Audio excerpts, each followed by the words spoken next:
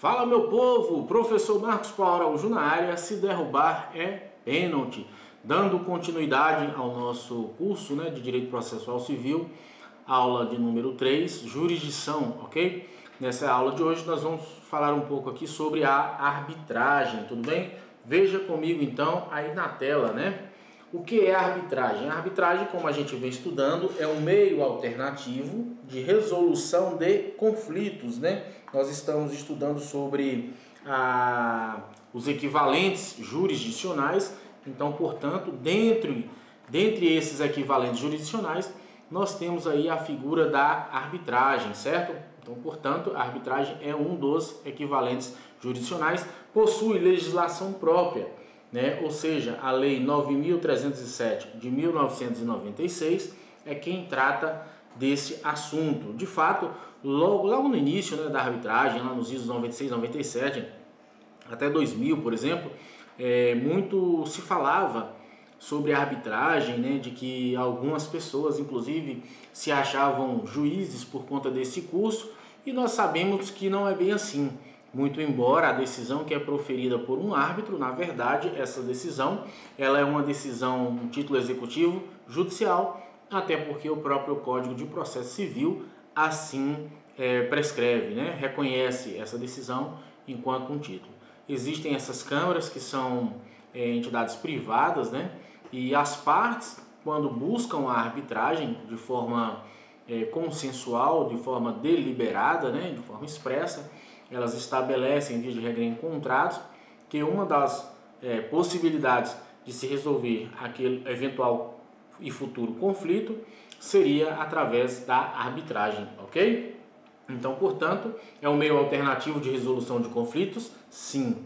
Por outro lado, a decisão que é proferida por um árbitro, e não por um juiz ou juíza, por um árbitro, essa decisão, na verdade, ela é um título executivo extrajudicial, ou melhor dizendo, judicial, é um título executivo judicial, tá?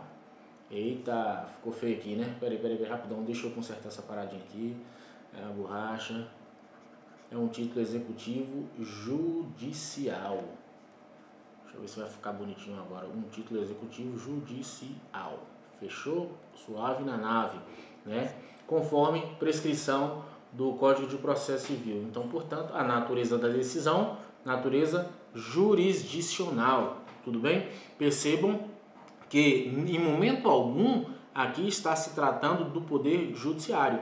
São câmaras de arbitragem em que as partes deliberam de forma expressa e autônoma que, em eventual conflito, submeterão esse conflito à Câmara de Arbitragem, que é uma câmara privada, tá? Inclusive sai muito mais caro, a gente vai ver aqui ao término, de que sai muito mais caro do que a jurisdição convencional, beleza? Pois bem, vejamos então agora os objetivos de quê, gente? Objetivos da jurisdição, O objetivo da jurisdição nada mais é do que a pacificação social. A jurisdição busca a resolução, via de regra, uma resolução consensual desses conflitos. Nós sabemos que existe sim na jurisdição de forma contenciosa, mas não é o objetivo. O objetivo é que as partes se componham de forma até extrajudicial e de forma voluntária, consensual. A gente sabe que a regra da jurisdição ela é contenciosa, mas ainda assim há exceção em que a jurisdição também ela é vista de forma consensual ou voluntária. Para alguns doutrinadores não é a regra, a jurisdição voluntária, e alguns entendem inclusive que nem sequer podemos falar em jurisdição voluntária, porque na verdade, em tese, não haveria um conflito, uma lide, uma pretensão resistida. Mas nós sabemos que mesmo na jurisdição voluntária, em que não haja uma lide, uma pretensão qualificada resistida, ainda assim nós temos ali a figura da jurisdição, dizer o direito, até porque em determinadas ocasiões a própria legislação recomenda que seja feito sob aí o manto, digamos assim, ou a apreciação do juízo, tá certo? Juízo enquanto até mesmo poder jurisdicional. Ok? Tranquilo? Pois bem, a afirmação do direito objetivo, né? Então a jurisdição busca afirmar esse direito objetivo. Como nós aprendemos, jurisdição, iuris, direito, né? E dicção, dizer o direito, sabendo que hoje se busca também resguardar a eficácia dessas decisões, as decisões que são proferidas, quer seja pelo Poder Judiciário, quer seja através das câmaras de arbitragem, enfim, da autocomposição, mediação, conciliação, esses termos, eles possam de fato ser resguardados para que tenha a eficácia. Tudo bem? Tudo tranquilo? Composição de litígio, a jurisdição então visa compor litígios, né?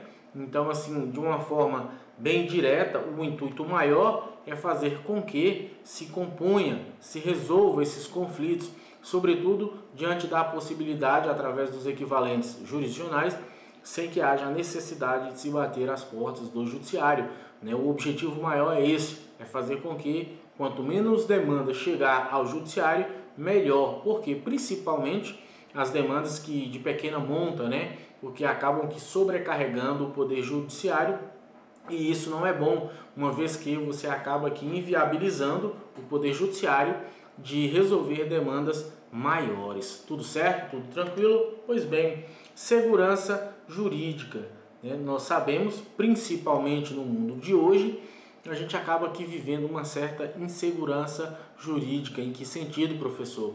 Olha, as decisões, né? Hoje a decisão é X, amanhã a decisão é Y. Então a jurisdição, ela tem como propósito passar uma segurança aos seus jurisdicionados. As decisões do Poder Judiciário, principalmente, elas precisam ser decisões fundamentadas, motivadas, sobretudo que tenha uma segurança para que possa, né, o jurisdicionado atuar no sentido de resguardar o seu direito e que não tenha ou que evite as surpresas no curso do processo, mudanças como ocorrem com certa frequência em nosso ordenamento jurídico, beleza? Pois bem, características da jurisdição, substitutividade, ou seja, a jurisdição ela é substitutiva. Em que sentido, gente? Aqui, via de regra, quando nós estamos falando da jurisdição, e principalmente quando há uma jurisdição contenciosa, né, em que as partes levam isso ao conhecimento do judiciário, há uma substitutividade. Por quê? Porque, na verdade, você acaba aqui substituindo a vontade das partes pela vontade do juízo. Isso eu estou falando em uma jurisdição contenciosa. Na jurisdição voluntária, há também? Penso que sim, porque em determinados casos, o juízo, ou o juiz, ou a juíza, não fica adstrito à estrita legalidade. E isso, na verdade, tem inclusive um respaldo legal, previsão legal, tá certo? Então o juiz ele pode agir no sentido de fazer com que alcance uma melhor eficácia, uma melhor eficiência para as partes que submeteram aquela demanda ao juízo, ao crivo do juízo, digamos assim, para fins de julgamento, ok? Definitividade, por sua vez, essas decisões, né, ou a jurisdição quando dita, ela é uma decisão definitiva. Definitiva em que sentido? Nós sabemos que algumas decisões são proferidas, por exemplo, no processo administrativo, e proferido no processo administrativo, quando, a depender da situação, né, se for desfavorável à parte, por exemplo, poderá essa parte ainda recorrer ao judiciário, no sentido de quê? De reverter essa decisão, sobretudo quando houver alguma ilegalidade por parte da administração ou até mesmo da Câmara Arbitral, em se tratando de arbitragem, porque, como foi dito aqui, na arbitragem, aquela sentença que é proferida, por exemplo, ela em tese é um título executivo, em tese não, ela é irrecorrível no judiciário, né? Ela transita em julgado, ela faz coisa julgada, aspas, material, muito embora não seja uma decisão proferida pelo juízo, e ela é passível de recurso desde quando essa decisão violar o princípio da legalidade, tá certo? Ou ela conter algum vício específico, aí a parte sim poderá buscar o Poder Judiciário no sentido de reformular a essa decisão da Câmara Arbitral, ok?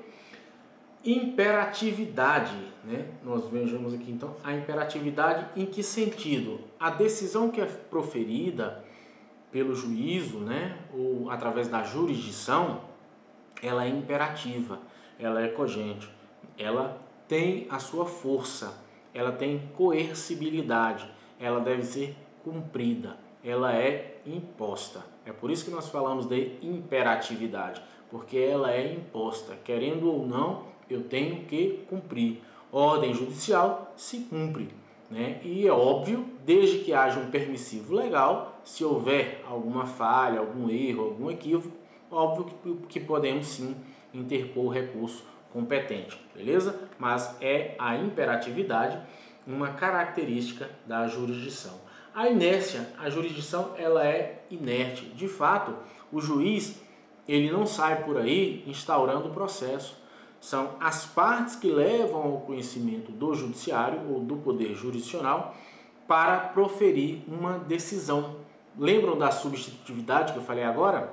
Então, essa decisão, ela é a vontade das partes, ela é substituída pela vontade do juízo ou do poder jurisdicional.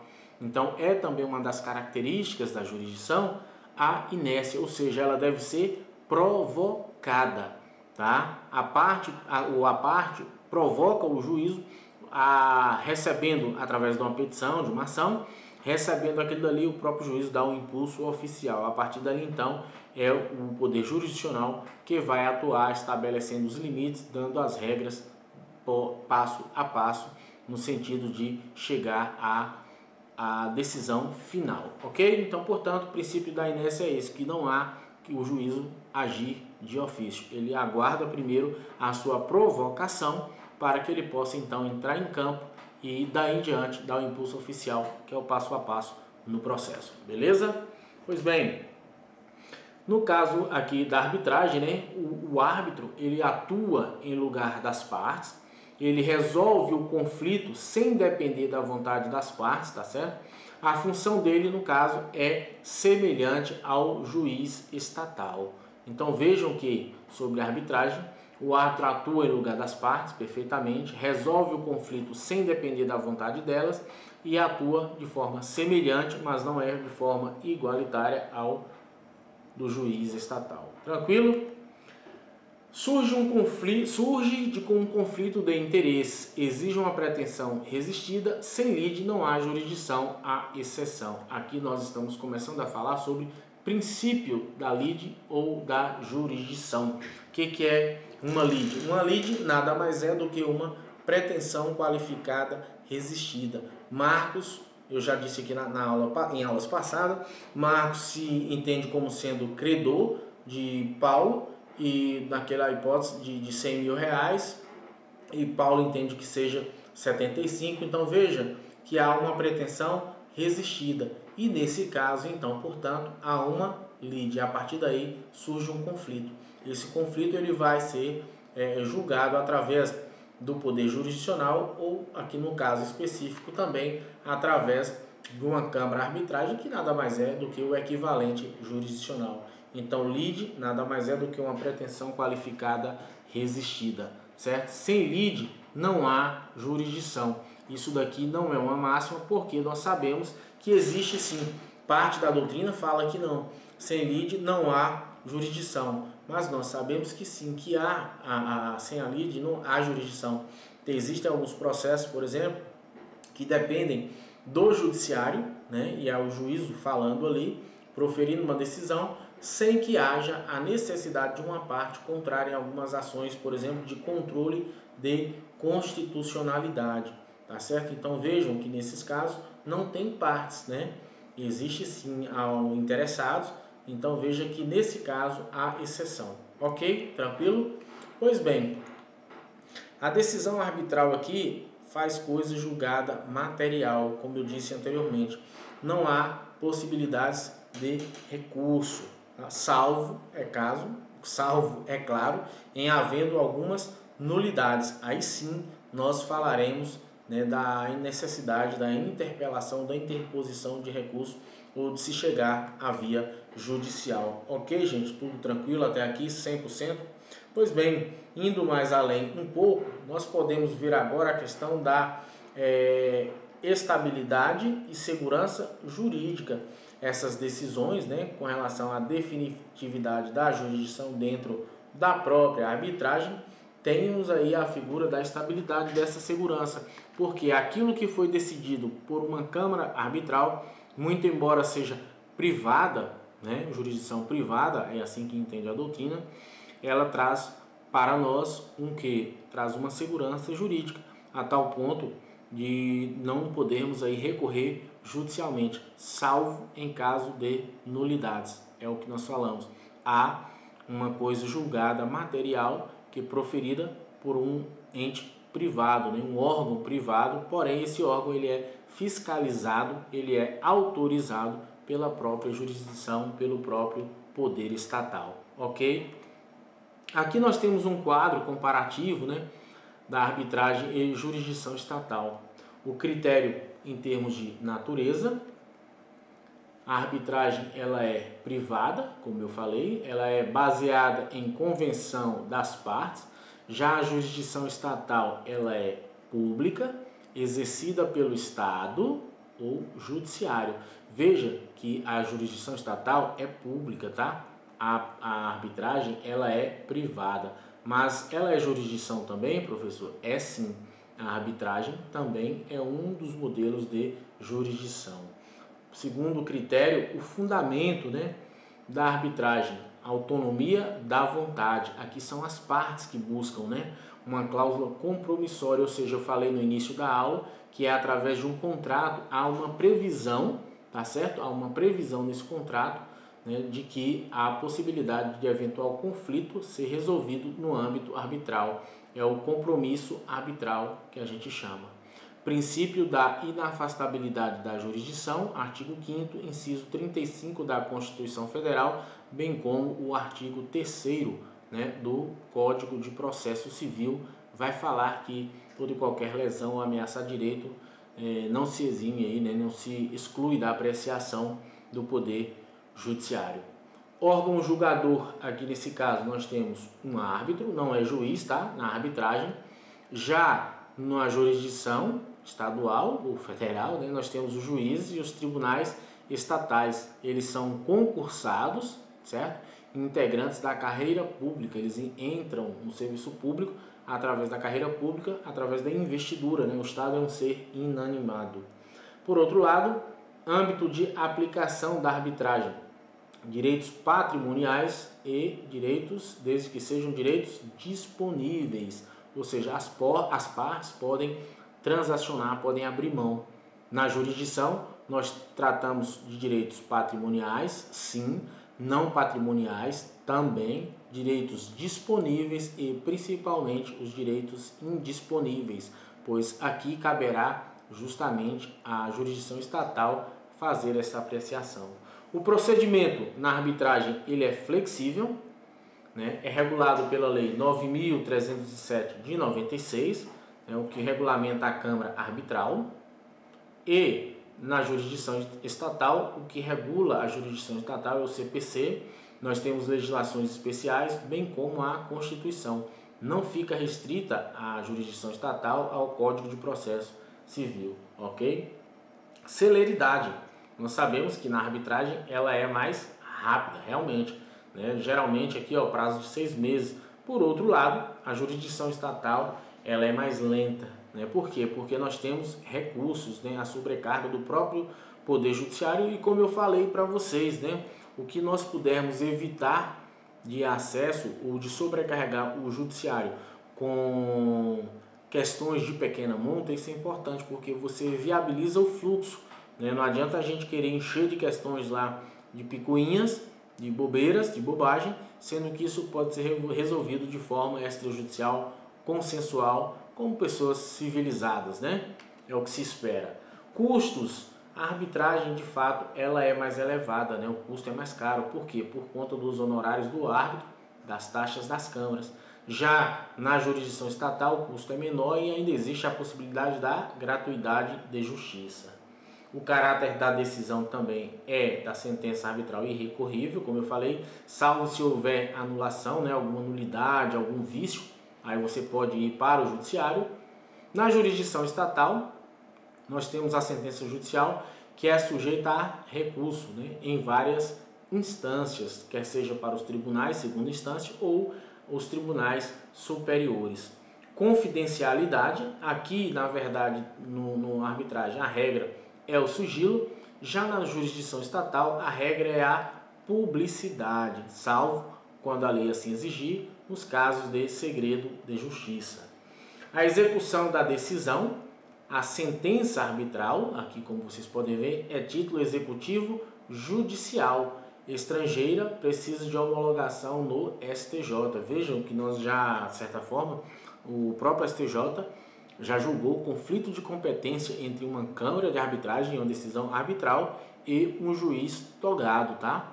E aí o próprio STJ fixou competência naquela situação. Então veja que o próprio judiciário reconhece as decisões da Câmara de Arbitragem como sendo uma decisão de jurisdição estatal, tá? Ou seja, estatal não, embora venha de uma Câmara, de uma decisão de uma entidade privada, mas concede a eficácia de uma decisão como se jurisdição estatal fosse, né? Sejamos mais francos, digamos assim.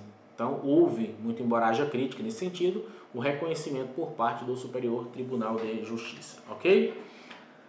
Na jurisdição estatal, a sentença judicial ela é executada diretamente no Poder Judiciário, foi quem proferiu. A intervenção estatal, em se tratando de arbitragem, ela é mínima, só em caso de homologação ou anulação é que pode recorrer ao judiciário.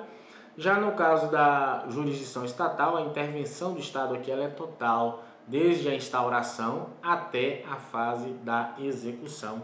Então vejam que nesses casos, né, tanto uma quanto a outra, nós temos aqui essa diferença no que diz respeito à arbitragem ou no que diz respeito à própria jurisdição estatal. Espero que tenha ficado claro e vejo vocês na próxima aula. Beijo grande, até o próximo encontro. Fui!